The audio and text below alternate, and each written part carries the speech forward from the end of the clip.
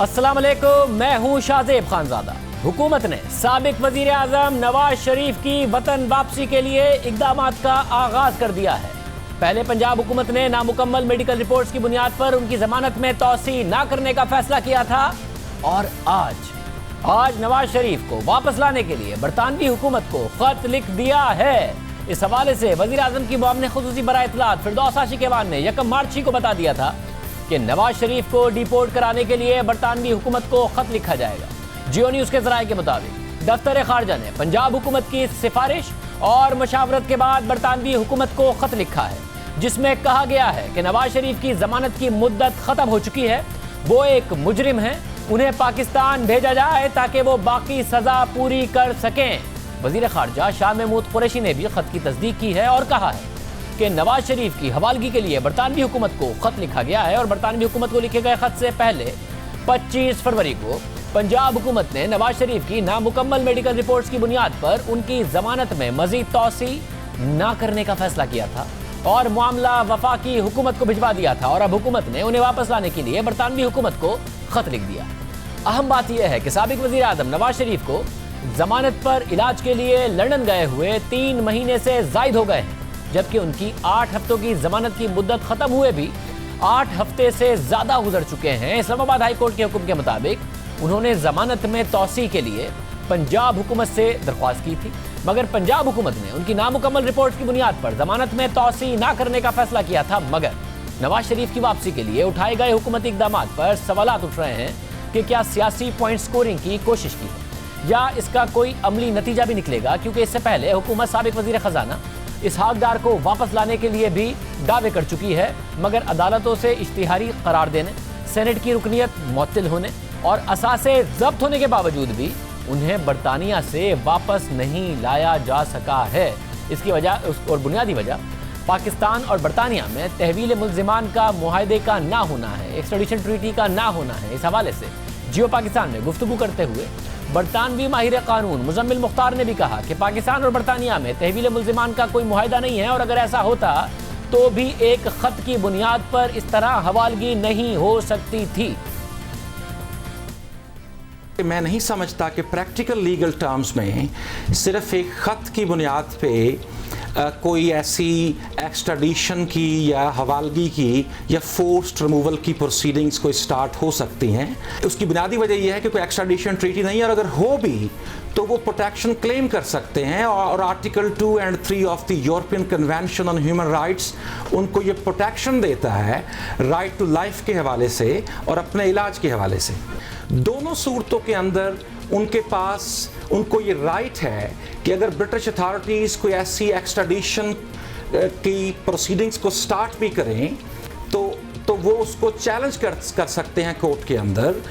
तो ये process several years ले सकता है, ये एक लंबा प्रोसेस है और अपील के सारे राइट्स एग्जॉस्ट नहीं हो जाते तो यहाँ के प्रोसीजर के मुताबिक उनकी हवालगी या फोर्स्ड रिमूवल नहीं हो सकेगी।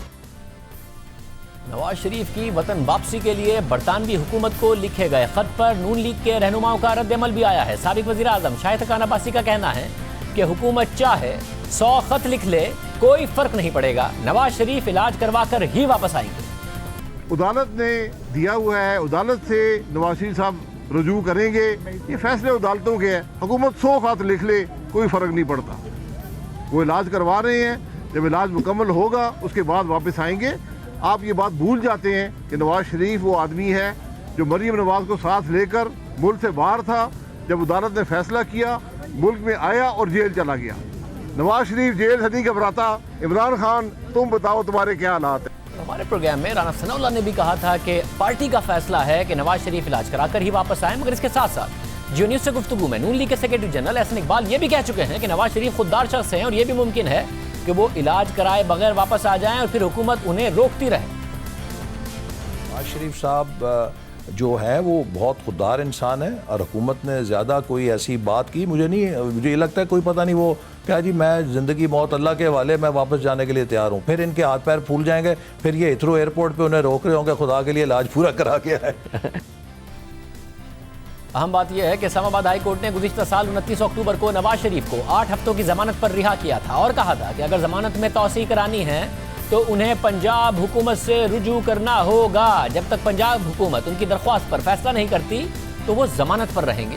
और अगर नवाज शरीफ जमानत में तौसी की दरख्वास्त नहीं देते तो 8 हफ्ते मुकम्मल होने के बाद उनकी जमानत खत्म हो जाएगी। इसी तरह लाहौर हाई कोर्ट ने गुज़िश्ता साल 16 नवंबर को नवाज शरीफ को शहबाज शरीफ की तहरीरी जमानत के बाद 4 हफ्तों के लिए एक दफा बैरून मुल्क जाने की इजाजत दी। नवाज शरीफ ने भी अदालती हुक्म पर बयान हल्फी पर दस्तखत किए थे और तहरीरी यकीन दहानी कराई थी कि वो 4 हफ्तों या फिर अपने डॉक्टर के मुकम्मल सेहतमंद करार देने पर मुकम्मल वापस आएंगे और अपने भाई शहबाज शरीफ की यकीन दहानी पर अमल करने के पाबंद होंगे। शहबाज शरीफ ने भी अपने बयान हल्फी में यकीन दहानी कराई कि नवाज शरीफ 4 हफ्तों में वापस आएंगे या जब उनके डॉक्टर्स उन्हें सेहतमंद करार देंगे। शहबाज शरीफ ने यह भी यकीन दहानी कराई कि वो नवाज शरीफ की सिफारत खाने से तस्दीक शुदा medical report registrar Lahore high court भिजवाते रहेंगे और अगर वफाकी हुकूमत को मुसद्दिका इतला मिले कि नवाज शरीफ बीमार नहीं है तो पाकिस्तानी हाई कमीशन का नुमाइंदा उनके मुआलिज से मिलकर सेहत की तस्दीक कर सकेगा। अब नवाज शरीफ को बैरून मुल्क गए 3 माह से जायद हो गए हैं मगर वो वापस नहीं आए और ना ही वो मतलूबा रिपोर्ट्स भेजी गई जिस पर पंजाब हुकूमत को उनकी जमानत का फैसला करना था, जिसकी वजह से उनकी जमानत में तौसी ना करने के बाद अब हुकूमत ने उनकी वापसी के लिए बरतानवी हुकूमत को खत लिख दिया है। क्या हुकूमत नवाज शरीफ को बरतानिया से वतन वापस ला सकेगी? इस पर तो हम बात करेंगे वफाकी वजीर फवाद चौधरी से कि जब कानून इजाजत नहीं देता तो कैसे मुमकिन हो पाएगा। एहसन इकबाल साहब भी सेक्रेटरी जनरल नून लीग हमारे साथ मौजूद हैं, उनसे भी बात करेंगे। इकबाल साहब, पहले मैं आपसे जानना चाह रहा हूँ, अगर हुकूमत नहीं भी ला सकती तो वाज़े तौर पर नजर आ रहा है कि हुकूमत एक पॉलिटिकल नैरेटिव बिल्ड कर रही है आप लोगों के खिलाफ कि दी भाग गए हैं, आना नहीं चाहते, मरीम नवाज को भी भगाना चाहते थे। तो पॉलिटिकल नैरेटिव को काउंटर करने के लिए ना आप अदालत जा रहे हैं ना नवाज शरीफ साहब इलाज करा रहे हैं, एक नैरेटिव बिल्ड हो रहा है आप लोगों के अगेंस्ट वाज़े तौर पर। देखिए, सबसे पहले तो मैं ये कहूँगा कि हुकूमत सिर्फ कहानियों पे चल रही है। जिसे आप नैरेटिव कह रहे हैं मैं उसको कहानी कहूँगा। अभी आपने देखा कि मेरे और शायद खाकान अब्बासी साहब के हवाले से, उससे पहले राना सनाउल्लाह साहब के हवाले से ये कहानियाँ बनाते हैं, एक एक करके इनकी कहानी पिटती है और ये माशाल्लाह इतने बहादुर हैं कि ये शर्मसार भी नहीं होते। नवाज शरीफ साहब जो बाहर गए वो पाकिस्तान मुस्लिम लीग नून के मेडिकल विंग की रिपोर्ट्स के ऊपर नहीं गए। वो अगर बाहर गए तो हुकूमत के अपने मेडिकल बोर्ड्स थे, इनकी अपनी सूबाई वज़ीर सेहत यास्मीन राशिद साहिबा थीं, शौकत खानम हॉस्पिटल के सरबराह थे जिन्होंने ख़ुद नवाज शरीफ साहब का जाके मुआयना किया, उनके जिस्म पर वो लाल निशान देखे जो हैमरेज की वजह से, लो प्लेटलेट्स होने की वजह से बन रहे थे, और मुख्तलिफ एजेंसियों से इन्होंने उन डॉक्टर्स की पड़ताल कराई। इसके बाद फिर वज़ीर आज़म ने काबीना को एतमाद में लिया। इनके वज़रा टीवी पे आकर बताते रहे कि नवाज शरीफ साहब बहुत बीमार हैं, संगीन बीमार हैं, इसलिए हमने जाने की इजाज़त दी। अब इन्होंने नवाज शरीफ साहब की बीमारी पर भी यू टर्न ले लिया है। मकसद कहीं तो यू टर्न थमना चाहिए ना, इंसान की ज़िंदगी और सेहत के हवाले से अगर आप सियासत करेंगे। अब इन्होंने जो ख़त लिखा है बरतानिया को, वो पाकिस्तान का बैनुल अक़वामी सतह पे मजाक बनाया है। इनके ख़त के साथ नवाज शरीफ साहब को बरतानिया की हुकूमत मुल्क बदर तो नहीं करेगी चूँकि उसकी कोई कानूनी हैसियत नहीं है, और दूसरी बात यह कि बरतानिया की हुकूमत तो वहाँ का मेडिकल रिकॉर्ड सब जानती है और उनकी कंडीशन से भी वाकिफ़ है, लिहाजा वो इस तरह का इंसानियत दुश्मनी पर मजाक तो नहीं करेगी कि इनकी इंतकाम की ख्वाहिश पर या इनके सिर्फ इंतकामी कार्रवाई के ऊपर किसी को मुल्क से भेज दे। नवाज शरीफ साहब एक दिन फालतू नहीं रहेंगे।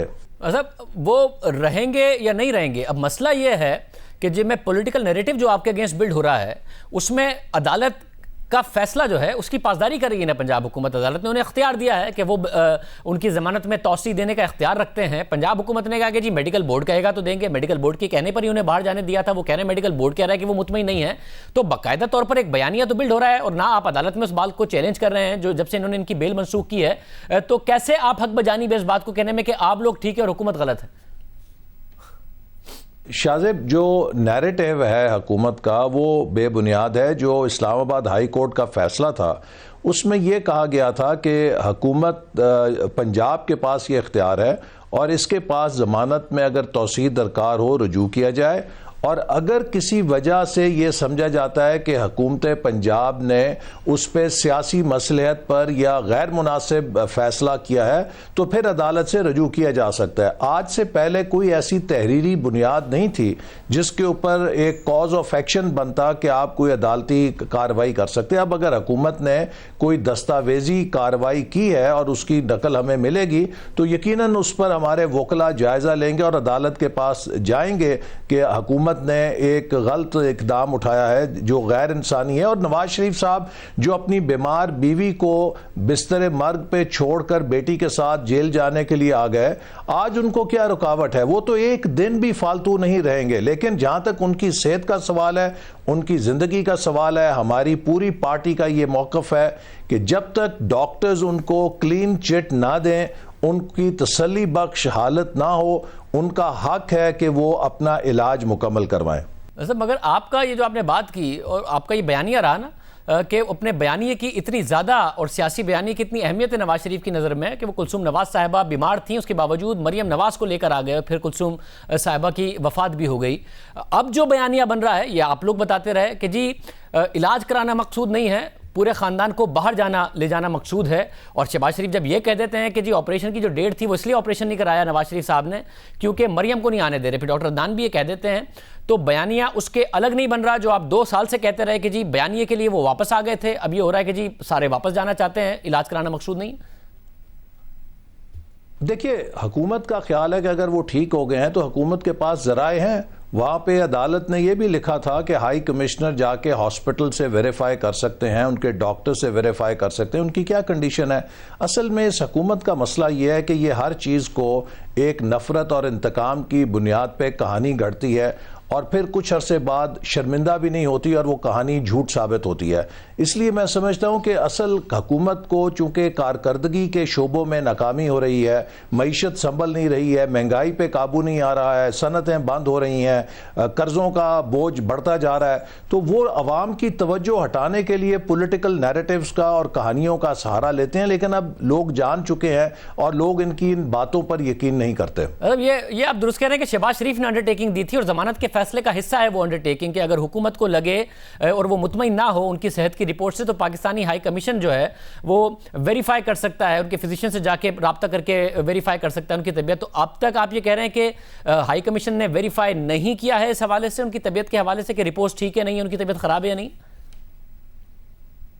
अभी तक मेरी मालूमात के मुताबिक तो ऐसी कोई कंफर्मेशन नहीं की गई और हाई कमिश्नर और ये हुकूमत आज़ाद है। ना सिर्फ ये कि गालबन अदालत ने ये तक भी कहा था कि अगर हुकूमत महसूस करे तो यहाँ से किसी को भेज भी सकती है, यहाँ के माहिरीन जा सकते हैं और वो भी डॉक्टर से मिल सकते हैं। लेकिन सबसे ज़्यादा मुस्तनद ज़रिया जो है वो यही है कि पाकिस्तान के हाई कमिश्नर को हुकूमत कहे कि भाई आप इस बात की तहकीक करें और हॉस्पिटल और डॉक्टर्स की रिपोर्ट से हमें ये बताएं कि वो सेहतयाब हो चुके हैं, वो इस काबिल है। उनकी जो बीमारी है वो इतनी कॉम्प्लेक्स है, 4-5 कंडीशंस हैं और डॉक्टर्स मुसलसल इस कोशिश में लगे हैं कि वो इतने स्टेबल हो जाएं कि वो हार्ट के प्रोसीजर को विथस्टैंड कर सकें।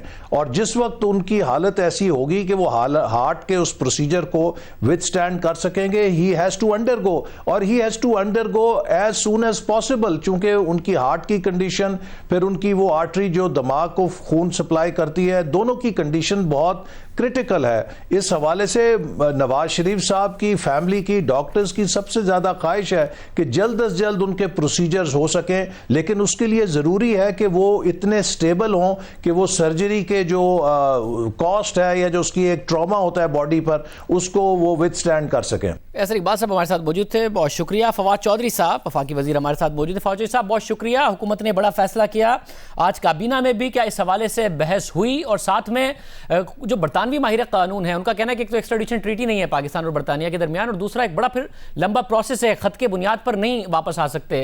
ऐसा तो ये एक जो पॉलिटिकल नैरेटिव है उसके लिए हुकूमत ने किया है या वाकई नवाज शरीफ साहब को वापस लाना मकसूद है कि खत के बगैर तो नहीं, खत के साथ तो नहीं आ पाएंगे? नहीं, देखें, पहली बात तो यह है कि जो नवाज शरीफ साहब यहाँ से जब रवाना हुए हैं तो सबसे अहम बात तो यह है कि वो, आपको याद है कैबिनेट ने तो गारंटी आयद की थी, उसके बाद अदालत से उन्होंने कंसेशन ली और उस गारंटी के बजाय हमने जो अदालत है उन्होंने शहबाज शरीफ साहब का एफिडेविट लिया। अब शहबाज शरीफ साहब ने कहा कि वो 4 हफ्तों के बाद नवाज शरीफ साहब को वापस लेके आएंगे। अब खुद शहबाज शरीफ साहब का भी अता पता नहीं है। अब मसला ये है कि इसमें जो असल काम है, मैं पंजाब हुकूमत को ये समझता हूँ कि जो करना चाहिए वो ये है कि शहबाज शरीफ साहब को नोटिस जारी करें कि आप गारंटर थे, आप उनको वापस लेके आएँ, और अगर नहीं आते तो फिर डिस्क्वालिफिकेशन मूव करनी चाहिए शहबाज शरीफ साहब की गलत हलफनामा अदालत में जमा कराने के ऊपर। और बाकी जो एक्स्ट्रेडिशन की है या उनको लेके आना, वो तो आपकी बात सही है, वो तो एक तवील प्रोसेस है। मतलब शहबाज शरीफ साहब ने अपने एफिडेविट में लिखा था कि तहरीर में कि वो 4 हफ्तों या फिर डॉक्टर के मुकम्मल सेहतमंद करार देने पर मुल्क वापस आएंगे। शहबाज शरीफ साहब ने ये कहा था 4 हफ्ते या फिर डॉक्टर के मुकम्मल सेहतमंद करार देने पर। तो डॉक्टर तो नहीं कह रहे उनको सेहतमंद करार दे रहे हैं, तो वो तो जो सेटिस्फैक्शन है वो तो वो नहीं ना दे सके। देखे ना, जो रिपोर्ट्स पंजाब यहाँ पे जिस बुनियाद के ऊपर वो बाहर गए थे, वो रिपोर्ट्स बरतानवी लेबॉर्ट्रीज और जो डॉक्टर्स हैं उनको वो वेरीफाई उन्होंने नहीं किए हैं। 4 दफ़ा पंजाब गवर्नमेंट ने कहा है कि आप वो रिपोर्ट्स जो बरतानिया से हैं वो शेयर करें, वो उन्होंने नहीं की हैं। तो इसका मतलब यह है कि जो इस वक्त नवाज शरीफ साहब की जो सेहत है, जो जिस अथॉरिटी ने ये कॉन्क्लूड करना है कि वो डिटेरिएट हो रही है या बेहतर हो रही है, उस अथॉरिटी ने यानी पंजाब गवर्नमेंट की कमेटी ने ये कॉन्क्लूड किया है कि उनकी तबीयत स्टेबल है। तो अब तो शहबाज शरीफ साहब का एफिडेविट ऑपरेशन में आ जाता है और उनको वापस लाना चाहिए। और ऐसा इकबाल साहब कह रहे हैं कि एफिडेविट में तो ये भी लिखा था शहबाज शरीफ साहब ने कि अगर हुकूमत मुतमईन ना हो तो हाई कमीशन का कोई भी फर्द जाकर डॉक्टर से, हॉस्पिटल से वेरीफाई कर सकता है, और हुकूमत ने ये एफर्ट भी अभी नहीं किए है और जल्दी में उनके लिए लेटर लिख दिया है कि उनको एक्स्ट्राडाइट किया जाए। नहीं, पहली बात तो ये है कि सबसे पहले तो ये है ना कि वेरीफाई क्या करेंगे जाके। अगर वहाँ से कोई रिपोर्ट्स आएंगी जो ये कंफर्म करें कि नवाज शरीफ साहब की सेहत ठीक नहीं है, तो उनकी वेरिफिकेशन के लिए जो है वो आप भेज सकते हैं। अदरवाइज़ तो आपको पता है पेशेंट प्राइवेसी राइट जो है वो बरतानिया में और बाकी मुल्कों में बड़ी स्ट्रिक्टली ऑब्जर्व की जाती है। कभी भी जो रिकॉर्ड्स हैं पेशेंट्स के वो शेयर नहीं किए जाते तीसरे आदमी के साथ। सो वो तो सिर्फ वो लोग ले सकते हैं जिनका जब हॉस्पिटल में जाने से पहले वो मरीज खुद एफिडेविट साइन करे कि इनको आप मेरी रिपोर्ट शेयर करें, तीसरे आदमी को तो वो शेयर भी नहीं करेंगे। और फौजी साहब, डॉक्टर यास्मीन रशीद साहिबा ये कह रही है कि उनकी जो रिपोर्ट्स आई वो यही कहती हैं, बरतानवी रिपोर्ट्स भी, जो पाकिस्तान की रिपोर्ट्स कह रही थी कि उनकी तबीयत खराब है। पंजाब हुकूमत का तो बुनियादी एतराज़ ये कि वो इलाज कराने गए थे, वो इलाज नहीं करा रहे हैं। बीमार तो वो हैं और उनकी रिपोर्ट्स भी वैसी आई, वो इलाज नहीं करा रहे हैं। इलाज के बजाय वो इस वक्त वहाँ पर मौजूद हैं इलाज कराए बगैर। जो फैसला पंजाब हुकूमत का आया है, जो उसकी डिटेल्स जो हैं वो अवेलेबल हैं, उसमें यह है कि 4 बार ये मौका दिया गया है शरीफ फैमिली को और उनके लॉयर्स को कि वो अपनी रिपोर्ट्स पंजाब गवर्नमेंट के साथ शेयर करें, और वो कोई रिपोर्ट्स जो हैं उन्होंने शेयर जो हैं वो नहीं की हैं। बल्कि आपको याद होगा कि यहाँ पर तो तमाम रिपोर्ट्स पहले ट्विटर के ऊपर शेयर की जाती थी। मैं और आप तो पहले ट्विटर के ऊपर देखते थे कि रिपोर्ट इतनी खौफनाक आ गई है, प्लेटलेट्स जो हैं वो 500 पे चले गए हैं, 1000 पे चले गए हैं, जो है वो खून आ रहा है, दांत साफ नहीं कर सकते। ये सारी चीज़ें ट्विटर पर होती थी, उसके बाद मीडिया पर होती थी, फिर जाके अथॉरिटीज़ के पास जाती थी। अब तो खैर अल्हम्दुलिल्लाह अथॉरिटीज़ भी बैठी हुई हैं और बाकी सारे महाज भी खामोश हैं। और यानी कि आप भी समझते हैं कि वापस लाना तो उन्हें मुमकिन नहीं होगा इस तरीके से खत लिख के, तो ये फिर क्या एक पॉलिटिकल मूव है हेडलाइंस बनाने के लिए, मीडिया पर खबरों के लिए? नहीं, पहली बात तो मैंने आपसे ये कहा है कि वो तो एक प्रोसेस इख्तियार करके गए हैं। अगर वो वापस नहीं आते तो इनिशिएट करना चाहिए शहबाज शरीफ साहब की डिस्क्वालिफिकेशन फ्रॉम असेंबली। वो गारंटी दे के गए हैं, वो हलफनामा दे के गए हैं। आप जिसको पूछो वो कहते हैं, आगे से कह देता है मैं बीमार हूँ। इस नवाज शरीफ से पूछे वो बीमार है, शहबाज शरीफ से पूछे। आप तो बिलावल भुट्टो जरदारी जो खुद अपोजिशन के जो है वो रहनुमा है, वो कह रहे हैं शहबाज शरीफ को वापस आना चाहिए, वो कह रहे हैं मैं बीमार हूँ। इसहाक डार को कहें वो बीमार है, हर एक तो बीमार है PMLN में। तो कोई सेहतमंद आदमी हो तो उसको वापस लाएं। बहुत शुक्रिया फवाद चौधरी साहब हमारे साथ मौजूद थे। प्रोग्राम में आगे बढ़ते हैं। भारत में शहरियत के मुतनाज़े कानून के नाम पर जो हो रहा है दुनिया देख रही है और अब समझ भी रही है। भारत के जमहूरियत के दावे और सेक्युलर भारत के नारे एक तरफ धरे के धरे रह गए हैं और मोदी हुकूमत पर इल्ज़ाम है, लगता रहा है कि शिद्दत पसंदी को ये हुकूमत पसंद करती है और अब अपने इक़दामात से इस बात को साबित भी कर रही है। मजहब के नाम पर तफरीक करती है, वहाँ ना बोलने की आज़ादी है, ना हक के लिए आवाज़ उठाने की आज़ादी है। दुनिया मोदी हुकूमत की शिद्दत पसंदी, नफरत और ताकत के गलत इस्तेमाल की पॉलिसी देख भी रही है और उसके खिलाफ अब आवाज़ भी उठा रही है। शहरियत के मुतनाज़ कानून के खिलाफ मुजाहरे और एहतजाज करने वालों के खिलाफ ताकत का इस्तेमाल किया जा रहा है और अब इस मुतनाज़ कानून के खिलाफ अक़वाम मुत्तहिदा की हाई कमिश्नर बराए इंसानी हुकूक ने भारत की सुप्रीम कोर्ट से रुजू कर लिया है। यह अपनी नौयत का मुनफरिद वाक़या है। भारतीय मुतनाज़ कानून को भारतीय सुप्रीम कोर्ट में अक़वाम मुत्तहिदा ने चैलेंज कर दिया।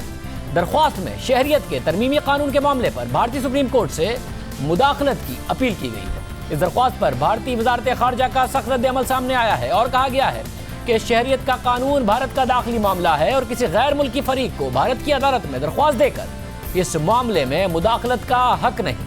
जहां अक़वाम मुत्तहिदा की हाई कमिश्नर बराए इंसानी हुकूक ने सुप्रीम कोर्ट से रुजू किया है, वहीं गुज़िश्ता हफ्ते भी अक़वाम मुत्तहिदा की हाई कमिश्नर बराए पनाह गुज़ीन ने भी नई दिल्ली में मजहबी फसादात के दौरान पुलिस की जानिब से कार्रवाई न करने पर तशवीश का इज़हार किया था।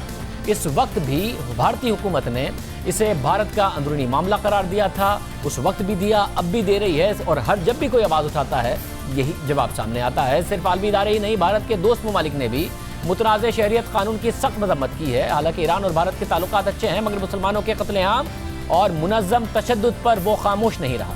ईरानी वज़ीर ख़ारजा जवाद ज़रीफ ने ट्वीट किया कि ईरान भारत में मुसलमानों के खिलाफ होने वाले मुनज़्ज़म तशद्दुद की मजम्मत करता है।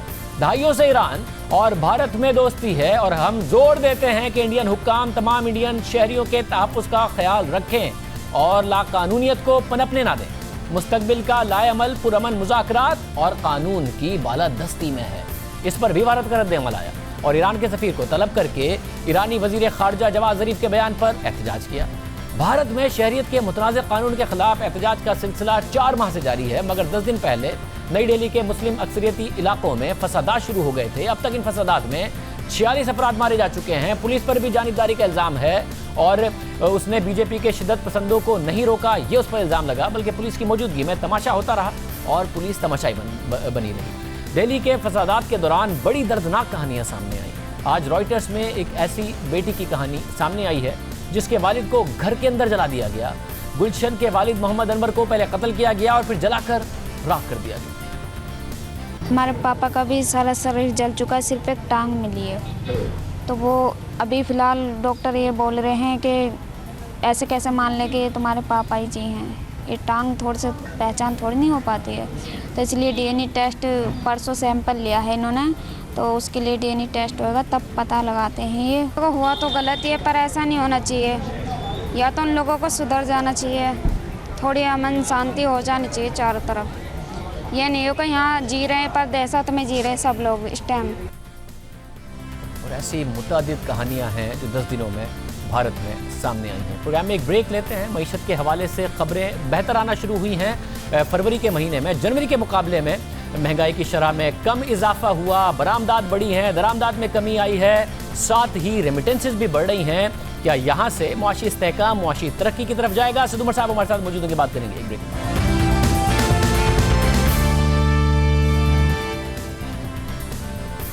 फरवरी के महीने में मईशत के बेहतर नंबर सामने आए हैं। महंगाई की शरह में कमी आई है। जनवरी में जो महंगाई 14.6% तक गई वो 12.4% तक आई है। अभी भी हायर साइड पर है, मगर जनवरी के जो एदाद-ओ-शुमार थे उसने मार्केटों को हैरान किया था। फरवरी के एदाद-ओ-शुमार से मार्केटें मुतमईन नजर आई। स्टॉक मार्केट ने भी रिस्पॉन्ड किया और जो तवक्को है कि इंटरेस्ट रेट्स में कमी आएगी वो एक दफ़ा फिर नजर आ रही है। बरामदाद में फरवरी में 13.6% का इजाफा हुआ, दरामदाद में एक दफ़ा फिर कमी हुई है, 4% की कमी देखी गई है। सवाल ये उठ रहा है, क्या मुआशी इस्तेहकाम अब मुआशी तरक्की की तरफ जाएगा या नहीं जाएगा? क्या यहाँ से इंटरेस्ट रेट्स कम हो, महंगाई में मजीद कमी आए और फिर इन्वेस्टमेंट इकोनॉमी में हो और इकोनॉमी तरक्की की तरफ जाए, वो सफ़र शुरू होगा या नहीं होगा? ये सबसे अहम सवाल है। हमारे साथ मौजूद हैं असद उमर साहब, उनसे इस हवाले से बात करेंगे। असद उमर साहब बहुत शुक्रिया हमें शो में ज्वाइन करने के लिए। असद उमर साहब, फाइनली जो महंगाई के नंबर्स हैं और मार्केट्स ने पॉजिटिवली रिस्पॉन्ड भी किया है, 12.4% अभी भी हायर साइड पर है, फूड इन्फ्लेशन भी हायर साइड पर है, मगर जनवरी के जो नंबर्स थे उसके मुकाबले में कमी आई है। आप समझते हैं कि अब ये मुआशी इस्तेहकाम से मुआशी तरक्की की तरफ हम जाएं? क्योंकि अक्टूबर नवंबर में भी लग रहा था कि अब इन्फ्लेशन यहाँ से कम ही रहेगी, फिर सप्लाई साइड शॉक्स आए और इन्फ्लेशन फिर आगे चली गई, जिसकी वजह से मार्केट्स में जो इंटरेस्ट रेट्स कम होने की तवक्को थी वो फिर खत्म हो गई थी। अब आपको लगता है कि वापस से तवक्को की जाए कि एक कंसिस्टेंट ट्रेंड होगा? जी शाहजेब, मैं इसका आपको जवाब देता हूँ, लेकिन आपने जो आदाद शुमार बताए उसमें तो थोड़ा सा मैं और इजाफा कर दूँ। आपने सही कहा कि एक तो फरवरी के महीने में जो अफरात ज़र की शरह है उसके अंदर कमी देखने में नज़र आई है, और इसी तरीके से एक्सपोर्ट्स के जो बरामदात के नंबर आए हैं वो बड़े अच्छे हैं इस माह में। पिछले साल के इसी माह के निस्बत 13.6% की इजाफा नज़र आया है। ये दोनों अच्छी चीज़ें हुई हैं। इसके अलावा दो और चीज़ें जो मैं आपके साथ और अवाम के साथ शेयर करना चाहता हूँ। एक तो बैरून मुल्क से जो तरसीलात आती हैं, जो बैरून मुल्क पाकिस्तानी काम कर रहे हैं वो पैसा भेजते हैं पाकिस्तान में, तो पिछले जो 3 माह जिनका डेटा आया है नवंबर, दिसंबर, जनवरी का, उसके अंदर 13% इजाफा हुआ है उससे पिछले साल की निस्बत। और अगर आपको याद हो कि पिछले साल में भी इसमें काफ़ी इजाफा हुआ था, तकरीबन 10-11% इजाफा हुआ था। तो ये बड़ी अच्छी खुशाइंद बात है, क्योंकि हमारी बैरून मुल्क जो आमदनी होती है उसमें तफसीलात एक बड़ा हिस्सा है। इसी तरीके से बैरून मुल्क से जो पैसा पाकिस्तान में अंदर आता है वो फ़ॉरेन डायरेक्ट इन्वेस्टमेंट की शक्ल में भी आता है, यानी बैरून मुल्क जो सरमायाकारी पाकिस्तान के अंदर कारोबार के अंदर लगाई जाती है, ये वो नहीं पैसा जो मार्केट के अंदर हिस्स के अंदर या बॉन्ड्स की शक्ल में आता है, ये एक्चुअल इन्वेस्टमेंट है ग्राउंड के ऊपर जो देखने में आती है, इससे कारोबार बढ़ता है। तो पिछले इन्हीं 3 माह के अंदर नवंबर, दिसंबर, जनवरी के अंदर जो फॉरेन डायरेक्ट इन्वेस्टमेंट के इन्फ्लोज हैं पाकिस्तान के अंदर, उसमें 21% का इजाफा हुआ है बनिस्बत पिछले साल के यही 3 माह के अंदर। तो इस वक्त एक ग्रेजुअल रिकवरी का प्रोसेस जो है आपको नज़र आ रहा है, लेकिन ये अर्ली फेज़ के अंदर है। और इसमें ऐसा होता है जिस तरह आपने कहा कि आपको 2 माह अच्छे देखने के बाद हो सकता है कि किसी एक चीज़ के अंदर कोई मनफी रुझान भी नज़र आए। हाँ, एक और चीज़ मैं आपसे जिसका जिक्र करना ज़रूरी है वो रह गया था, वो है लार्ज स्केल मैन्युफैक्चरिंग। जो बड़े कारोबारी मैन्युफैक्चरिंग के इदारे हैं, प्रोडक्शन जहाँ पे होती है, वो बहुत अरसा नेगेटिव ट्रेंड के बाद जो दिसंबर का डेटा हमारे पास जो सबसे लेटेस्ट डेटा आया तो उसके अंदर 9.7%, तकरीबन 10% प्रोडक्शन में इजाफा देखने में आया। तो जितने भी अभी आदादो शुमार हमारे पास आ रहे हैं उसमें बेहतरी नज़र आ रही है। जहाँ तक इन्फ्लेशन का, अफरात ज़र का ताल्लुक है, बिल्कुल आपकी ठीक बात है। ये जो पिछले 2-3 माह के अंदर हमने अफरात ज़र देखने में नज़र आई वो तवक्को की बरखिलाफ़ थी, और उसकी बुनियादी वजह जो बनी वो खाने पीने की अशिया के अंदर इजाफा था, कीमतों में इजाफा था, और उसके ऊपर फिर बाकायदा बहुत सारे लोग, हुकूमत की जितने भी लोग हैं वो भी इन्वॉल्व हुए। वज़ीर आज़म ने बार बार मीटिंग्स की, फ़ैसले किए गए और उनके असरात हमें नज़र आना शुरू हो गए, लेकिन अभी और काम करना बाकी है। आपने बिल्कुल सही कहा कि अभी भी इन्फ्लेशन की, अफरात ज़र की जो शरह है वो हायर साइड के ऊपर है, इसको मजीद नीचे लेकर आना है। मतलब और ज़ाहिर 18.3% है, 20% को भी क्रॉस कर गई थी। 18.3% भी फूड इन्फ्लेशन हायर साइड पर है। आपने वादा किया था कि फरवरी के महीने में ही इमरान खान कार्रवाई करेंगे, उन्होंने खुद भी ट्वीट किया था और आपने कहा था जो जिम्मेदार हैं उनके खिलाफ कार्रवाई होगी। आपने अनाउंस किया, उसके 2 दिन बाद जहांगीर तरीन साहब ने कहा कि मुझे खान साहब ने भेजा है कि बताओ कि जो शुगर मिल मालिकान हैं वो जिम्मेदार नहीं है, ये अवाम को जाके बताओ। और वो फिर उन्होंने अवाम को बताना भी शुरू किया कि नहीं, तो फिर जिम्मेदार कौन है? अच्छा, वो जो है मैंने कहा था बड़े फैसले होंगे। अफरात ज़र के ख़िलाफ़ जो जंग है, ऐलान जंग कर दिया है वज़ीर आज़म ने, और वो फैसले आपको होते हुए भी नज़र आए, काबीना के फैसलों के अंदर भी नज़र आया, और अफरात ज़र भी नीचे आती हुई शुरू हुआ होते हुए नज़र आई आपको। जहाँ तक ज़िम्मेदार कौन है, आटे और चीनी दोनों के लिए वज़ीर आज़म ने ऑर्डर कर दी थी तहकीकात। आटे की जो है वो एक प्रिलिमिनरी रिपोर्ट जो है वो आई थी, उसके अंदर मज़ीद सवालात थे जो कि ऑर्डर किए गए थे। पिछली काबीना की मीटिंग में हमें बताया गया था कि वो क्या सवालात हैं जो मज़ीद पूछे गए हैं। तो वो रिपोर्ट, और जो चीनी की है वो अभी इब्तदाई मेरे ख्याल में रिपोर्ट भी नहीं आई है, क्योंकि उस पर काम ज़रा सा बाद में शुरू हुआ था। तो ये उम्मीद ये है कि अगले 2-3 हफ्तों के अंदर ये रिपोर्ट्स जो है, दोनों आटे की हतमी रिपोर्ट जो है और चीनी की जो रिपोर्ट है वो आ जाएगी सामने, और जो भी जिम्मेदार होगा उसका पता भी चल जाएगा। और मुझे क्योंकि ज़ाहिर मईशत पे आपसे तफसील से बात करनी है, मगर मैं इस वाले इशू को इसलिए एड्रेस करना चाह रहा हूँ क्योंकि तहरीक इंसाफ पर इससे बहुत ज़्यादा तनकीद हो रही है तहरीक इंसाफ पर। मैं फिर बाद में मईशत पर आता हूँ कि जहांगीर तरीन साहब ने मीडिया पर आके बता दिया कि उन्हें कॉम्पिटिशन कमीशन ऑफ पाकिस्तान की सरबराह ने बता दिया कि चीनी के अंदर उन्हें कोई कार्टेल नहीं दिखा, गंदुम में उन्हें ज़रूर कार्टेल दिखा।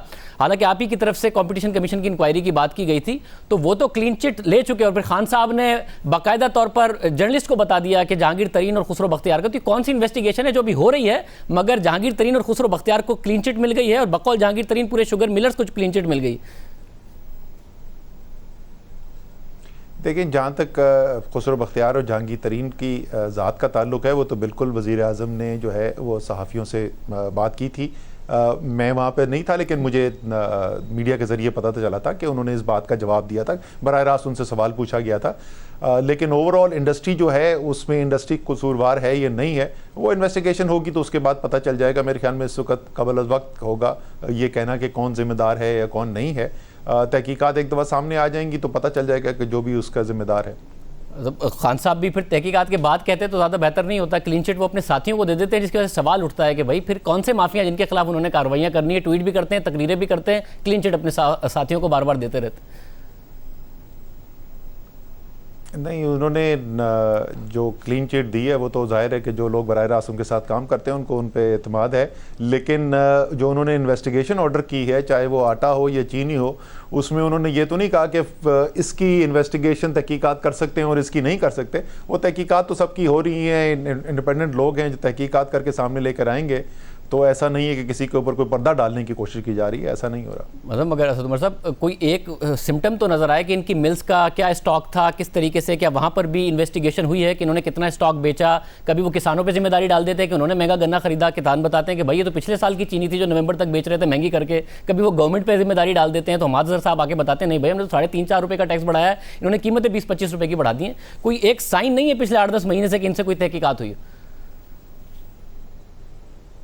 सर, तहकीकात तो अभी ऑर्डर की गई हैं, जैसे मैंने कहा। अभी तो उसकी इब्तदाई रिपोर्ट जो है चीनी की वो नहीं आई है। देखें वो क्या कहती है। जहाँ तक चीनी की कीमतों का ताल्लुक है वो मुझे याद है, हमाद अज़हर की भी स्टेटमेंट मुझे याद है। और आपको याद होगा मैंने ख़ुद जून में जो बजट के अंदर मैंने स्पीच की थी असम्बली के अंदर, उस वक़्त ना नई गन्ने की फसल आई थी जो ज़्यादा कीमत पे ख़रीदा गया है गन्ना, ना उस वक़्त तक नया सेल्स टैक्स लगा था, वो तो जुलाई 1 से लगना था। तो जून तक जो कीमतें बढ़ चुकी थीं उसमें ना गन्ने की कीमत का कोई ताल्लुक था, ना उसमें कोई सेल्स टैक्स का ताल्लुक था। बट जैसे मैंने कहा कि वो इन्वेस्टिगेशन ऑर्डर कर दी गई हैं, तहकीकात ऑर्डर कर दी गई हैं, और जो भी उसकी रिपोर्ट आएगी वो भी कौम के सामने रख दी जाएगी। आप भी देख लेंगे, आप समझते हैं, आई एम श्योर उसके अंदर अगर आपको कोई कमी नज़र आएगी तो आप उसकी ज़रूर निशानदेही कर देंगे। यासिर साहब, आगे बढ़ते हुए अब ज़ाहिर 3 फैक्टर्स हैं जो कि इस वक्त कॉस्ट की टर्म्स में इंडस्ट्री को भी फेस करने पड़ रहे हैं। और अगर हमने ग्रोथ की तरफ जाना है, एक डिप्रिसिएशन की वजह से जो उन्हें इन्फ्लेशनरी प्रेशर आया, उनकी कॉस्ट बढ़ गई, फिर इलेक्ट्रिसिटी प्राइसेस की वजह से, तीसरा इंटरेस्ट कॉस्ट है। आप समझते हैं अभी ज़ाहिर है जो non food non energy inflation को देखें तो वो अभी भी 8% है, उसमें थोड़ा सा इजाफा ज़रूर हुआ है बट 8-8.5% के पास है। तो इंटरेस्ट रेट्स में गुंजाइश मौजूद है। इंडस्ट्री बहुत ज़्यादा कह रही है कि जी गवर्नमेंट को भी रूम मिलेगा, उनकी इंटरेस्ट कॉस्ट बढ़ी हुई है, हमें भी रूम मिलेगा। प्राइवेट सेक्टर ऑफ टेक 70% से भी ज़्यादा कम हो गई है। इंडस्ट्री पैसा ही नहीं ले रही है, अपने बिजनेस चलाने के लिए भी पैसा नहीं ले रही। देखिए, इसके अंदर 2 मुख्तलिफ पहलू हैं। एक तो क्या इंटरेस्ट रेट होना चाहिए, इस वक्त पॉलिसी रेट आज क्या होना चाहिए, या जो पिछली मॉनेटरी पॉलिसी कमेटी थी उसमें क्या होना चाहिए था। मैं हमेशा बात का इब्तदा यहाँ से करता हूँ कि ये फ़ैसला हुकूमत के करने का नहीं है, ये सेंट्रल बैंक की मॉनेटरी पॉलिसी कमेटी का उसका फ़ैसला है। लेकिन उस मॉनेटरी पॉलिसी कमेटी का एक ज़माने में मैं भी हिस्सा हुआ करता था जब तक मैं सियासत में नहीं आया था, तो थोड़ा सा अंदाज़ा हमें भी है कि किस तरीके से करते हैं। ये मैं कह सकता हूँ कि मॉनेटरी पॉलिसी कमेटी का जो पहले फ़ैसला हुआ, तो मेरा, अगर मैं उसका मेंबर होता तो मेरा वोट उससे मुख्तलिफ होता जो उन्होंने वोट दिया। लेकिन इस बहस से क़तई नज़र के पिछली मॉनेटरी पॉलिसी कमेटी में क्या होना चाहिए था या नहीं होना चाहिए था, अब जो डेवलपमेंट्स हो रही हैं, इन्फ्लेशन, जो डोमेस्टिक हमारे इश्यूज़ थे, जो सप्लाई के इश्यूज़ थे, उनको भी एड्रेस किया गया है। और काफ़ी एक वाज़े कमी नज़र आई है हमें, जो 2.2% की कमी है, ये जो माहाना कंज्यूमर प्राइस इंडेक्स है उसके अंदर है। जो लोगों की जो सबसे ज़्यादा जो हमारे मुतवस्सित तबका है, गरीब तबका, उनकी जो कंजम्पशन होती है उसको जो मेजर करता है वो सेंसिटिव प्राइस इंडेक्स कहते हैं उसको, और वो हर हफ्ते उसका डेटा आता है। तो आपने देखा होगा कि उसके अंदर पिछले 5 हफ्ते के अंदर वो 20% से ज़्यादा था और इस वक्त 14.9% पे आ गया। तो उसमें बहुत खातिर खा 5% से ज़्यादा की कमी हुई है। और ये तो डोमेस्टिकली सारी इंटरवेंशन जो हुई हैं। इसके अलावा जो नई डेवलपमेंट्स हो रही हैं वो दुनिया के अंदर जो कोरोना वायरस की स्प्रेड की वजह से मईशत की रफ्तार, ग्लोबल आलमी मईशत की रफ्तार जो है उसके अंदर कमी देखने के अंदर आ रही है, और उसकी वजह से कमोडिटीज़ की प्राइसेस के ऊपर एक डाउनवर्ड प्रेशर है। तो क्लियरली जिस वक्त स्टेट बैंक ऑफ पाकिस्तान अपने मॉडल रन करेगा और वो आगे देखेंगे कि उनके ख्याल में अगले 4 माह और 6 माह में अफरात ज़र कहाँ जा रहा है, तो उनको कमी होती हुई नज़र आएगी। तो उम्मीद मुझे तो यही है, कभी उम्मीद है, दोबारा मैं दोहराऊंगा, फैसला मॉनेटरी पॉलिसी कमेटी का है, लेकिन मुझे कभी उम्मीद यही है कि अगली मॉनेटरी पॉलिसी कमेटी के अंदर इंटरेस्ट रेट के अंदर कट देखने के अंदर आएगा। और बिल्कुल सही आपकी बात है कि इसका इंडस्ट्री जो है वो भी इंतज़ार कर रही है, उनकी ऑफटेक के अंदर भी कमी आई हुई है। और इसी तरीके से जाहिर है जो सबसे बड़ा पाकिस्तान में कर्जदार है, जिसको सबसे ज़्यादा इफेक्ट होता है, वो हुकूमत पाकिस्तान खुद है। और अगर इंटरेस्ट रेट कट होंगे, पॉलिसी रेट कट होंगे, तो हफीज़ शेख साहब जो IMF प्रोग्राम को भी कंप्लाई करने की कोशिश कर रहे हैं और फिस्कल डेफिसिट कंटेन करने की कोशिश कर रहे हैं, उसमें भी उनको मदद हासिल होगी। मतलब और आपको लगता है कि बहुत ज़्यादा टाइटनिंग के ज़रिए जो हमारा एक्सटर्नल साइड था उसको हुकूमत ने स्टेबलाइज किया, इंपोर्ट्स को कर्टेल किया, अब आपको लगता है कि जब इंटरनेशनल मार्केट में ऑयल प्राइसेस भी नीचे गिरी हैं, रेमिटेंसेस हायर साइड पर हैं, इन्फ्लेशन, एक्सपोर्ट्स ज़रा बढ़ी हैं, इंपोर्ट्स में कमी आई है, इकोनॉमिक एक्सपेंशन की तरफ हुकूमत जा सकती है, थोड़ा सा खोल सकते हैं इकोनॉमी को, जिसमें ज़ाहिर इंपोर्ट्स ज़रा बढ़ेंगी, मगर इस वक्त सूरत हाल ऐसी है कि कुछ इकोनॉमिक एक्सपेंशन की तरफ जाना शुरू करें? जी बिल्कुल, आहिस्ता आहिस्ता जो है वो ग्रेजुअली वो स्पेस क्रिएट होती जा रही है। तो उसके अंदर दो चीज़ें हैं, एक तो मॉनेटरी पॉलिसी, इसके ऊपर हमने भी तफसील से बात कर ली कि इंटरेस्ट रेट कट होगा तो उससे एक पोटेंशियल स्टिमुलस आएगा हमारी इन्वेस्टमेंट एक्टिविटी के अंदर। दूसरा जो एक बहुत बड़ा हथियार हुकूमत के पास हाथ में होता है मईशत की रफ्तार को तेज़ करने के लिए, वो तरक्याती जो बजट है हुकूमत का और वो तरक्याती मंसूबे हैं जिनके ऊपर काम किया जाता है। तो ये देखते हुए कि जो मईशत को हमने जो कंट्रैक्शन करनी थी, इंपोर्ट कंप्रेशन करनी थी, उसके अंदर कामयाबी हासिल हो गई है। जब मैं वापस काबीना के अंदर आया तो प्राइम मिनिस्टर की तरफ से यही सिग्नल मिला कि अब आपने कोशिश करनी है कि इसको तरक्याती हमारे जो काम हैं उनकी रफ्तार को तेज़ किया जाए। वो ज़ाहिर है होते तो तमाम पाकिस्तान की जितनी मिनिस्ट्रीज़ हैं और कॉर्पोरेशंस हैं उनके ज़रिए किया जाता है, लेकिन एक किरदार है उसके अंदर प्लानिंग की, मनसूबाबंदी की मिनिस्ट्री का, उसकी मॉनिटरिंग का, और ये देखने के लिए कि कहाँ पे काम स्लो डाउन हो रहा है और कहाँ पे तेज़ी से उसको बढ़ाया जा सकता है। जो पहले 8 माह गुजरे हैं इस साल के, इस माली साल के अंदर, वो पिछले 6 साल में जो पहले 8 माह के अंदर सालाना तरक्याती बजट की यूटिलाइजेशन है, उसका इस्तेमाल है, वो सबसे ज़्यादा इस साल हुआ है। जो और एक शुरू में जो एक था कि बेख्या में पिछले 5 माह, पहले 5 माह के अंदर सिर्फ 87 अरब रुपए खर्च हुए थे, तो उसके बाद से पिछले 3 माह के अंदर उसकी रफ्तार में बहुत इजाफा किया गया है। उसकी बहुत क्लोजली मैं खुद पर्सनली भी मॉनिटरिंग कर रहा हूँ, रीअप्रोप्रिएशंस कर रहे हैं प्रोजेक्ट्स की। तो उसका नतीजा ये निकला है कि जो सालाना बजट होता है तरक्याती बजट, तो पहले 8 माह में किसी भी साल के अंदर, ये पिछले 6 साल के अंदर सबसे बेहतर यूटिलाइजेशन इस साल हुई है। तो उसकी तरफ हम बढ़ रहे हैं कि मईशत की रफ्तार को आहिस्ता आहिस्ता हम एक सस्टेनेबल तरीके से हम इसको बढ़ाएं। अब अच्छा, मगर ये जो आपने 8 माह का डेटा बताया, बाकी के 4 माह में आप इसको कंसिस्टेंटली पूरे को यूटिलाइज कर पाएंगे? क्योंकि जो FBR का रेवेन्यू शॉर्टफॉल है वो बहुत ज़्यादा है। आपके पास स्पेस होगा कि आप तरक्याती कामों का जो पेस है उसको आखिर के 4 महीनों में बढ़ा के जो पूरा एलोकेटेड अमाउंट है, जो बजटेड अमाउंट है, उसको यूटिलाइज कर पाएँ? इस वक्त तो जी हमारी जो पेस है वो बिल्कुल, वो मैंने आखिरी, जैसे मैंने कहा ना, मैं तफसीली रिव्यू कॉन्स्टेंटली करता रहता हूँ। पिछले हफ्ते हमने बहुत तफसीली ओवरऑल जो था और साल की आउटलुक के ऊपर हमने रिव्यू किया, तो वह हम बिल्कुल कॉन्फिडेंट हैं कि हम इंशाअल्लाह ताला पूरा तरक्याती बजट इस्तेमाल करने की पोजीशन में है। इस वक्त जो सूरत हाल है उसमें फाइनेंस मिनिस्ट्री ने भी बिल्कुल हमें इजाज़त दी हुई है खुली, और पहले जो 9 माह होते हैं साल के, जो 3 छमाहियाँ थी, उसके अंदर उनका वेज एंड मीन्स की लिमिट्स के थ्रू जो कंट्रोल करते हैं वो भी उन्होंने बिल्कुल उस बंदे से आज़ाद किया हुआ था। यह रेवेन्यू शॉर्टफॉल है, इसमें कोई शक नहीं है। अभी तक कोई ऐसा हमें इंडिकेशन नहीं आया कि हमें डेवलपमेंट बजट में कट करने की ज़रूरत पड़ेगी।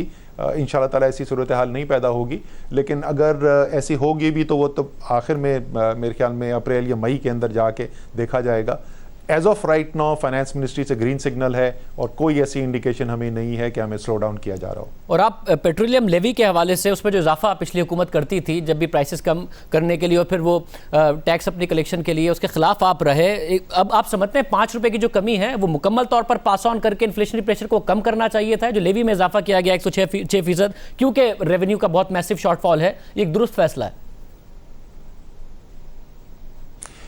देखें, ये बिल्कुल दुरुस्त बात है कि मैं इनडायरेक्ट टैक्सेशन के ख़िलाफ़ बात करता रहा हूँ पहले भी, और स्पेसिफ़िकली पेट्रोलियम टैक्सेशन। और जब से ज़्यादा जब मैंने आवाज़ उठाई थी तो उस वक्त ये सूरत हाल थी शाहज़ेब कि डीज़ल के ऊपर 101% टैक्स था और 92% टैक्स था पेट्रोल के ऊपर।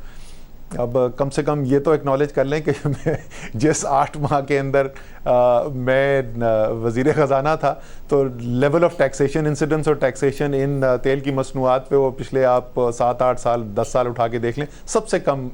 मैं ये एक्नॉलेज तो कर ले, बट आप लोगों को वोट पूरे 5 साल का मिला है, आपके 8 महीने का थोड़ी मिला है आपकी वजारत ख़जाने के टेन्योर का।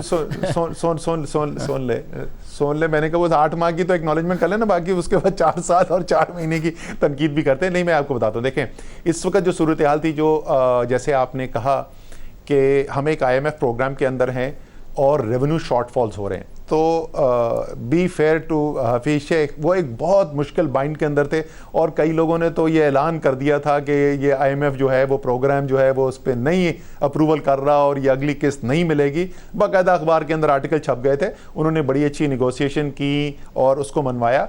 उसके पहलू में थोड़ा सा हमें एहतियात मोहतात होकर चलने में कोई हर्ज नहीं है, क्योंकि आपको पता है कि प्राइसेस नीचे तो आई हैं लेकिन ये बहुत वॉलेटाइल रही हैं। अगर सस्टेन होती है ये रिडक्शन तो मेरी ज़ाती राय ये है या मेरा ज़ाती तवक्को ये है कि आपको आगे भी मज़ीद कमी इसमें नज़र आएगी। लेकिन एक महीने में आप 15 रुपए नीचे चले जाएं और अगले महीने में आप 10 रुपए ऊपर चले जाएं, वो साइकोलॉजिकली भी अच्छा नहीं है। तो थोड़ा सा मोहतात होकर चलने में हर्ज नहीं है, लेकिन मेरे ख्याल में इन्फ्लेशन को कंट्रोल करने के लिए, बिकॉज यहाँ से रेवेन्यू का तो इम्पैक्ट आता है, लेकिन जैसे मैंने कहा कि हफीज शेख साहब का एज फाइनेंस मिनिस्टर इसमें भी इंटरेस्ट है कि पॉलिसी रेट नीचे आए, क्योंकि 1% अगर पॉलिसी रेट कम होता है तो उससे फेडरल गवर्नमेंट के जो बजट है उसके ऊपर तकरीबन 125 और 150 अरब रुपए के दरमियान की सेविंग होती है। सो वो दोनों पहलू देख के इंशाल्लाह फैसले करेंगे, लेकिन अगर जरा सा मोहतात से चल। और आपने हफीज शेख साहब की बात की तो जाहिर सेटल हो रहा है तो उसमें कोई हर्ज नहीं, क्योंकि आपने हफीज शेख साहब की बात की, आपका बड़ा मानना था सरमाया पाकिस्तान के हवाले से। आप जब फाइनेंस मिनिस्टर थे उस वक्त ज़ाहिर उसको एग्जीक्यूट आप नहीं कर पाए, मगर आपने मैनिफेस्टो में भी इसका जिक्र किया था। तो अब क्या समझा जाए कि तहरीक इंसाफ उस पर अमल दरामद नहीं करेगी, प्राइवेटाइजेशन ही अब तरजीह है और सरमाया पाकिस्तान का कॉन्सेप्ट एग्जीक्यूट नहीं होगा? सर, सरमाया जो है वो एक रास्ता है, वो एक सोल्यूशन है कि हमारी जो स्टेट ओन्ड एंटरप्राइजेज़ हैं, जो रियासती इदारे हैं, जो सैकड़ों अरबों रुपए का जहाँ पे नुकसान हो रहा है उनके ऊपर काबू पाया जा सके। मैं आज भी, मुझे तो कोई इसमें शक नहीं है कि प्राइवेटाइजेशन अगर आप करना भी चाहते हैं, और कई इदारे ऐसे हैं जिनकी प्राइवेटाइजेशन होनी चाहिए, वो अमल जो है वो कोई 6 माह 8 माह साल 1.5 साल 2 साल का अमल नहीं है। उस अमल के अंदर आपको 10 साल 12 साल 15 साल लगेंगे कंप्लीट करने के लिए।